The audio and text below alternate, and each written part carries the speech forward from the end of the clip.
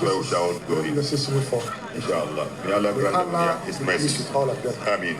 May Allah the reward of our man. We have left this world as shuhada. People should please start moving to the cemetery at the Bema Camp Military Cemetery.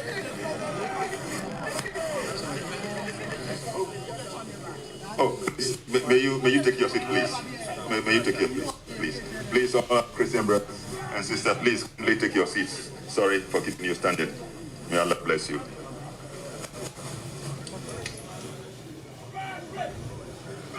Yeah. So, with what is happening now, we can begin to move. Those of you who have come with your vehicles, move towards the cemetery and be there before the arrival of the Secretary.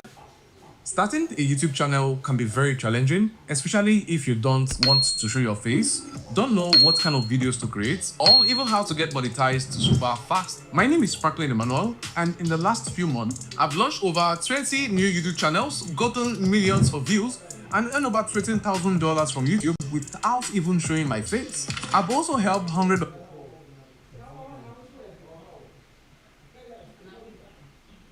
once the bodies are put in the haze, we'll begin to move because the president, once he also set out, he's moving the spirit. So let's clear the ushers and the military. The president and the vice.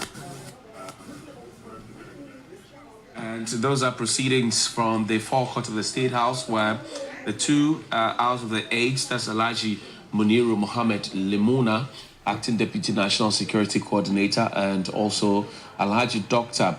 Ibrahim Mutala Mohammed, who was the Minister for Environment, Science and Technology, also Member of Parliament for Tamale Central. The final funeral rites you have there.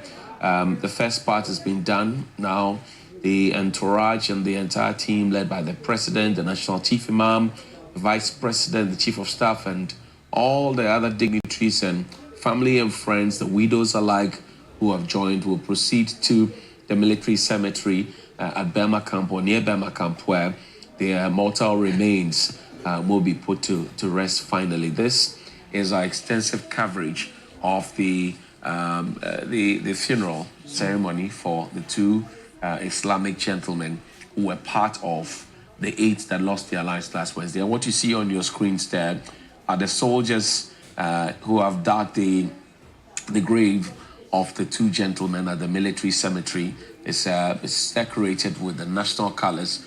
Part which we just witnessed, where the National Chief Imam, the President, were present.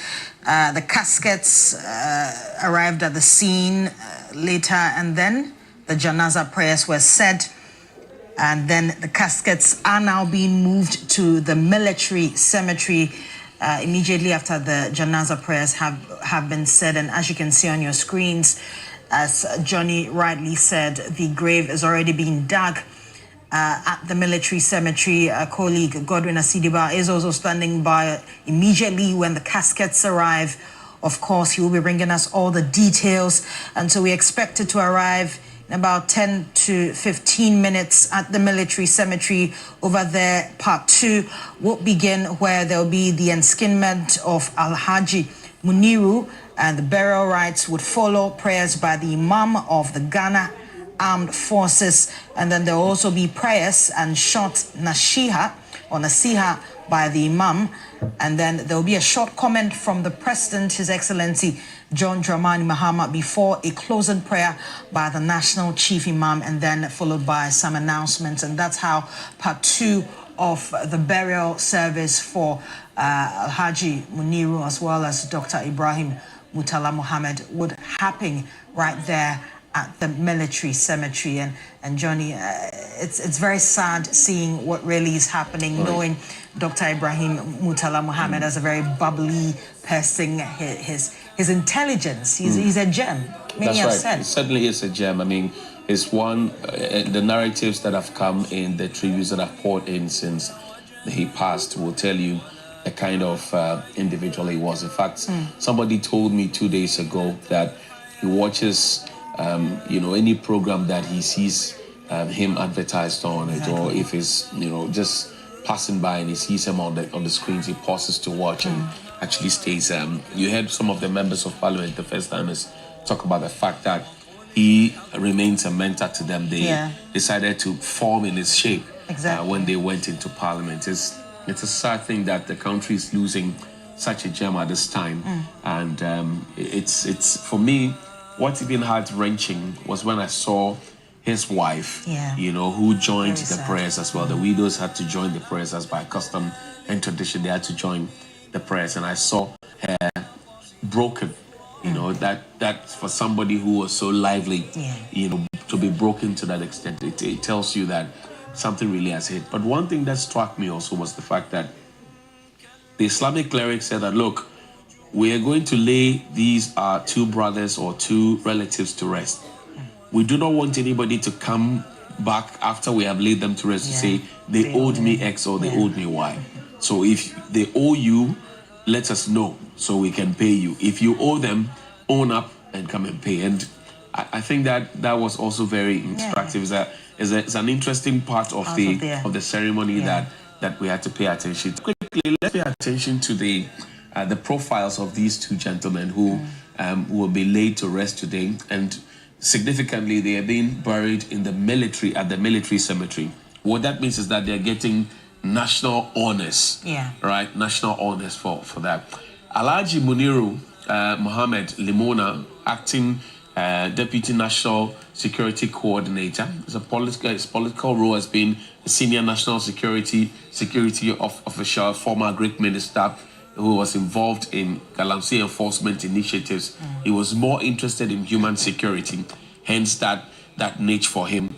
He's married with 4 children until his demise, so we can count 4 children. He was born on the 8th of August, 1967. So his birthday was just 2 days shy when he died. 2 days away from his birthday, that's when he died. But he was born in 1967 on the 8th of August. He attended primary school at the United Primary School in Tamale. He also attended the London School of Hygiene and Tropical Medicine in 2007 to 2008, Ghana Institute of Management and Public Administration, GIMPA, in April of 2005. And then he will proceed to come into public service, but there's some more detail of his education that we'll share with you as we travel along. And he is known to be a philanthropist by default. Alhaji Lumuna is known as a philanthropist by default, who helped many people, who brought some social interventions on his own, even in opposition, way ahead before he became what he eventually became as the Deputy National Security Coordinator. And I remember that he also handled the farms of the president, John Dramani Mahama. He was given this position actually as a coordinator just about 2 weeks before his accident. And so it's very sad knowing that he had been just given that position, about to serve the country, and then dies what you see in such on a your tragic screens manner. now, and viewers, what you see on your screens now, you see the entourage. We've already seen vehicles of the generals move along, which means that this is a full military burial.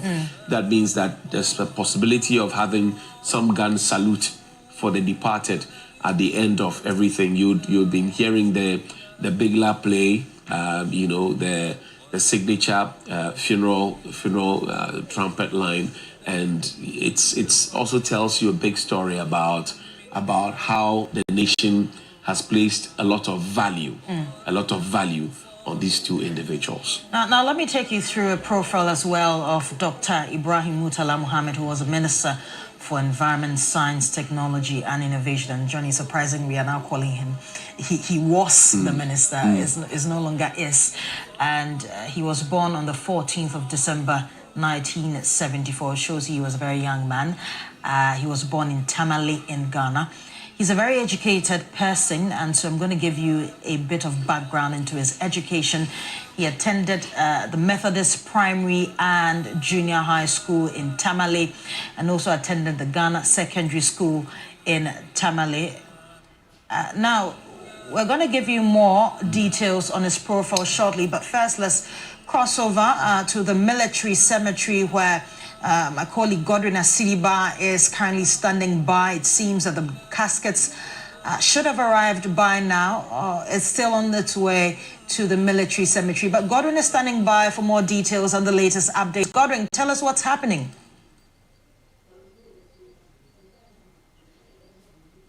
Hello, Godwin. Well, seem to have some technical a challenge there, but we'll connect again with Godwin. Godwin?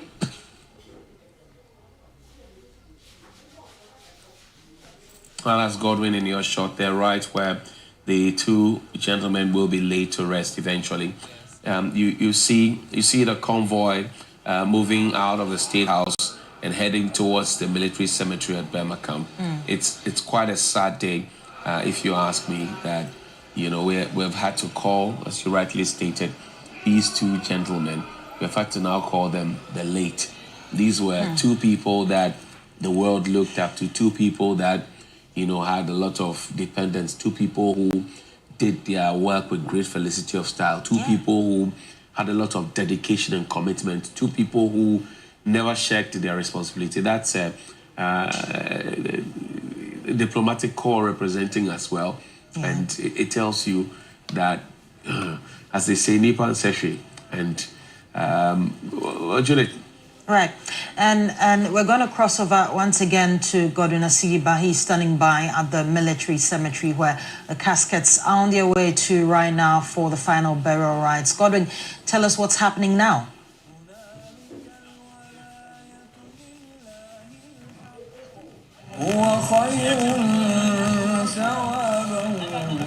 And it seems we're still trying to get to colleague Godwin Asiriba. But of course, Johnny, one thing that struck me, of course, about Dr. Ibrahim Mutala Mohammed is what many say is his strong faith. Right. He was a very religious man and also abhorred corruption to the highest level. He's someone, I remember seeing a video of him giving a speech in his constituency where he said that if you're a politician and you are stealing any state funds from the constituency, God will judge you. So it showed how much.